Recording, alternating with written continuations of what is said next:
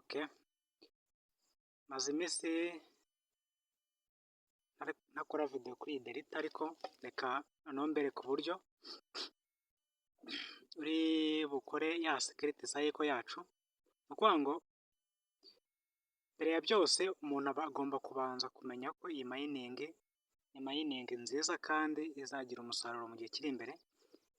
Nituramuka tuyitayeho bizatubyara umusaruro. Ni ukuvuga ngo iyo utumiye abantu urabona ko njye mfiteho abarefera 13, urabona ko mining yanjye ihita yiyongera, muri kubibona. Urabona ko rero bisaba guhora ureba ukareba ugatumira ndetse ukareba ko n'igihe cyageze ukakanda ukamayininga kugira ngo nuze yawe yihute. Urabona ko hano hejuru maze kugeraho 200, muri kubibona. Ubwo rero hari abantu bambaje ati iriya security cycle umuntu ayikora ate? Security cycle iba iri aha, ni ukuvuga ngo urakanda ahari 0% kugira ngo security cycle yawe ibe yuzuye neza, igomba kuba ari 100%. Urakora iki rero? Ni ukuvuga ngo kimwe mu bintu uri bukore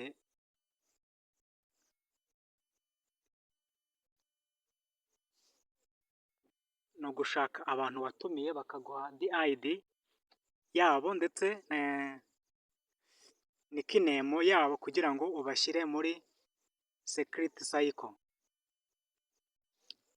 Ni ukuvuga ngo rero niyo mpamvu ngiye kubereka icyo uri bukore kugira ngo security cycle yawe ibe yuzuye kandi uyikore neza mu buryo bwiza. Ndizera ko buri wese ari buze kungukirwa n'ibyo ndi bumwereke kandi akabikoresha kugira ngo akore security ya delita yiwe kugira ngo hatazajya n'abasikama bamushotora bagamuhakinga ku buryo bamutwara intuza ze. Ubwo rero ngiye kubereka uburyo iyi security cycle iriwe yuzuye 100%. Yes. Ariko mbere yuko mbereka ibyo, reka ngire ikindi mbereka mugomba gukora kandi mukacyitaho. Ni ukuvuga ngo hano hari iyo bita R-chain. Reka wenda mbanze nyivuge mbere yuko mbaha video yuko mukora security cycle. Hano hari R-chain. Iyi R-chain nayo ni testnet, nayo izatanga amafaranga mu minsi iri imbere, kandi birasaba ko uba uyifite kugira ngo nawe utazabona abantu bari kurya ku mafaranga ngo ubaze ngo byabagendekeye gute. Ni ukuvuga ngo ku munsi uraza ugakandaho, ukaza ugakanda hano kuri testnet. Iyo umaze kuhakanda urategerezaho gato. Urabona ko ku munsi habayeho icyo bita daily check-in. Daily check-in ni ukuvuga ngo uhita ukanda hano kuri check-in bagahita baguha R10, token 10 zigahita ziyongera hariya kuri balance. Urabona ko kuri balance ifite 1400 token, kandi za rwose iramuka igiye ku isoko zizambyarira umusaruro.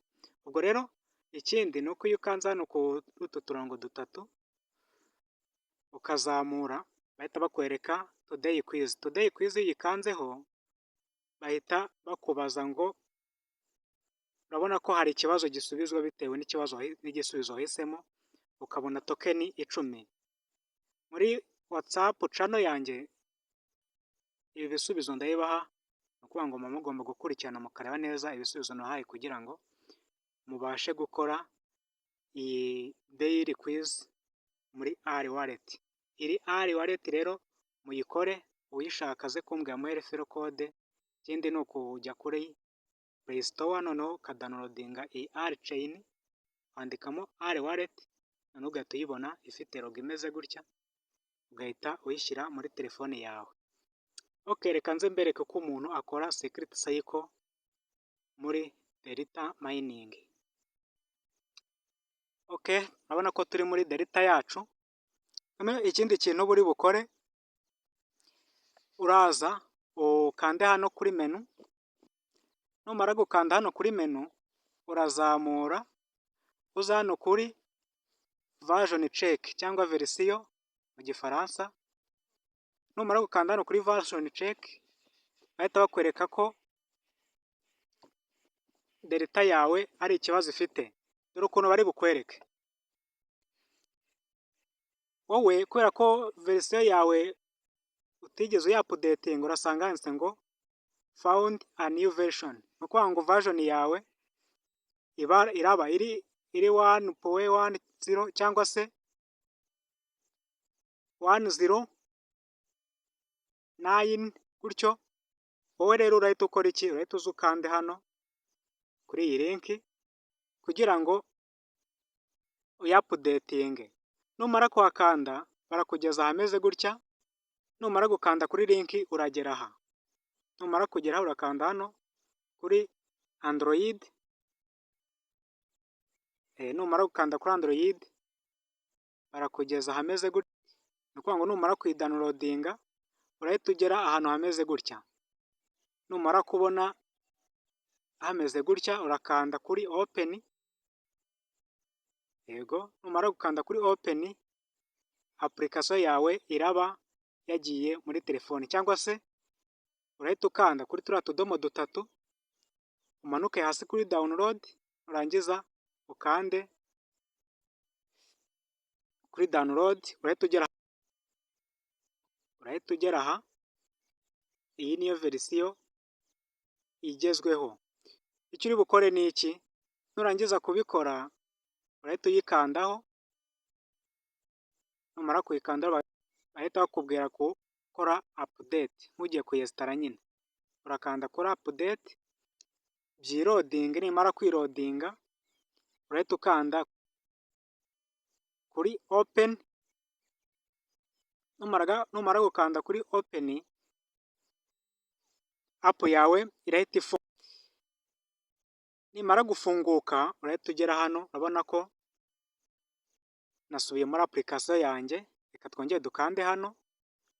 Nukanda hano ukagaruka hano kuri version check urasanga handitse gutya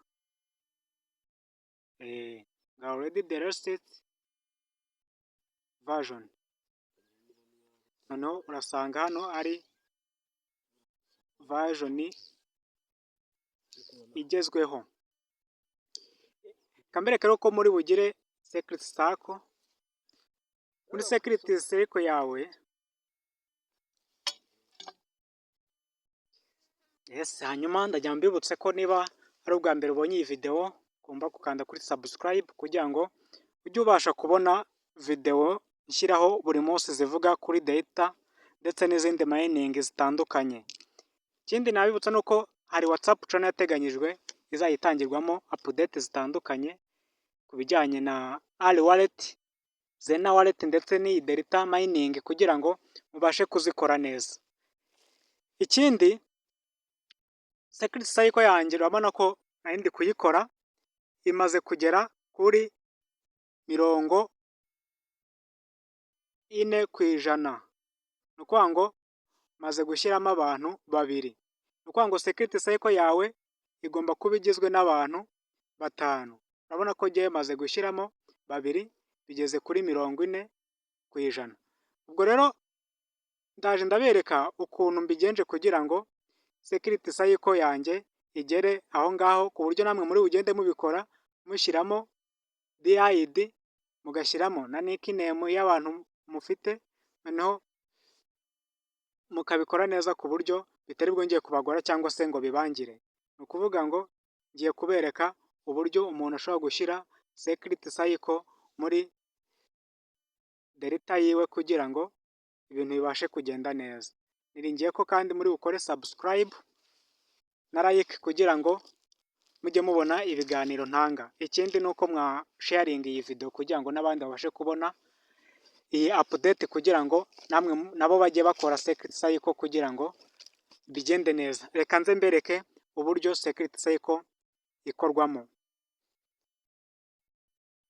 Okay, kiri bukore uraza ukande hano. Muri kuhabona aho ngaho, aha ngaha. Numara kuhakanda urahakanda kuri add manually. Ahangaha numara kuhakanda hano washyiramo DID, hano washyiramo nickname y'uwo muntu. Reka mbishyiremo.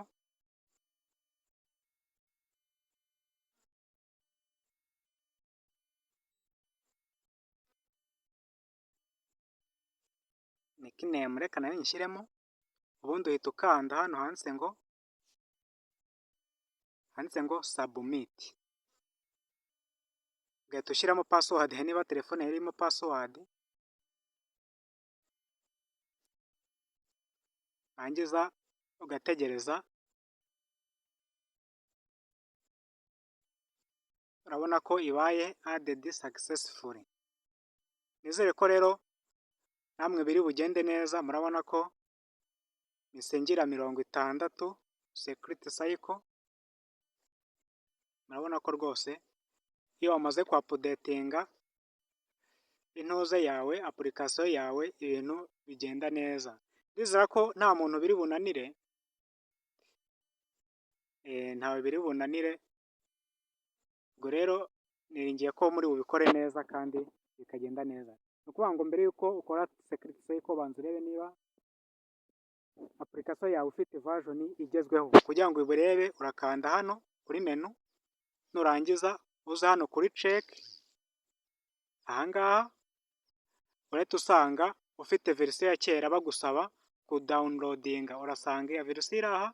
Hano hari link uri bukandeho iri mu ibara ry'ubururu, ubundi uyidownloadinge. Numara kuyidownloadinga uyesitaremo unyuze ahandi muri Chrome.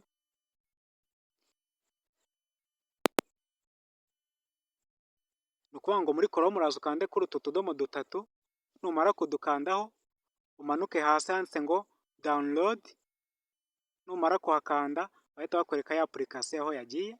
Urabona ko iya mbere yari ifite 1.0.7 ariko iyi ngiyi ifite 1.1.1. Urabona ko biroroshye rwose, uhita uyikandaho ubundi ikiupdating, ugakanda hano kuri update, warangiza igahita